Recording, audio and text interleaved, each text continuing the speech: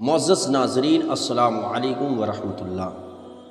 शायर मशरिक़ डॉक्टर इकबाल ने क्या खूब कहा था, बज़ा में तुम हो नसारा तो तमद्दुन में हुनूद, बज़ा में तुम हो नसारा तो तमद्दुन में हुनूद, ये मुसलमान हैं जिन्हें देख के शर्माए यहूद। यूँ तो सैयद भी हो, मिर्ज़ा भी हो, अफ़गान भी हो, तुम सभी कुछ हो ये तो बताओ मुसलमान भी हो।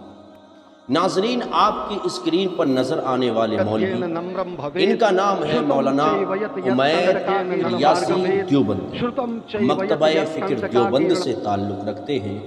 ये बानिए तबलीगी जमात के निहायत करीबी माने जाते हैं और इनके वालिद भी मकतबा फ़िक्र देवबंद से ताल्लुक़ रखते थे। आप अपनी स्क्रीन पर देख सकते हैं ये किस तरीके से मोहन भागवत के हाथों तस्बीह ले रहे हैं और तस्बीह अपने उलमा और अपने स्टाफ को तस्बीह बंटवा रहे हैं। गोया के ग़ुलामी को इख्तियार कर रहे हैं, ग़ुलामी का पट्टा अपने गले में डाल रहे हैं। और ये पहली बार नहीं हुआ, ये सिर्फ ऐसा नहीं है पहली बार हुआ हो, इनके आबाओ अजदाद ने इसी तरीके से अंग्रेज़ों के तलबे चाटे हैं और अंग्रेज़ों की ग़ुलामी का पट्टा अपने गले में डाल रखा। इन्हीं लोगों के बारे में एक साधु ने क्या कहा, आप खुद ही सुनिए।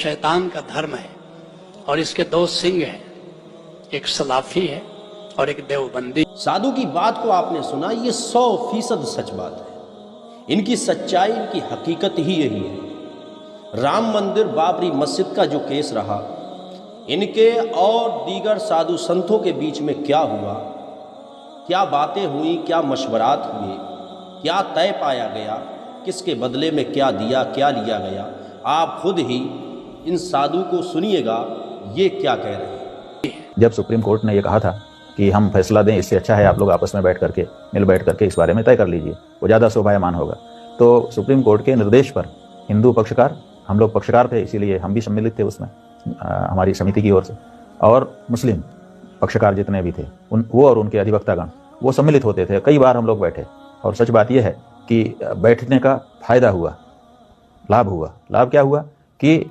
मुस्लिम पक्ष को ये बात समझ में आई कि लड़ने का कोई फ़ायदा नहीं, और इसीलिए फैसला आने के पहले, सुप्रीम कोर्ट का जो फैसला आया है उसके आने के पहले हम लोगों ने एक समझौता किया सुन्नी सेंट्रल वक्फ बोर्ड के साथ। और सुन्नी सेंट्रल वक्फ बोर्ड के जो अध्यक्ष थे उस समय के, सीतापुर उत्तर प्रदेश के रहने वाले जफर फारूकी साहब, उन्होंने उस पर हस्ताक्षर किए।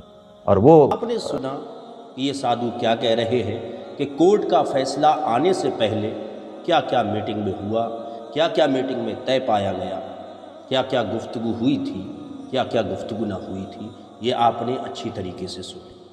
अब इनको सुनिएगा।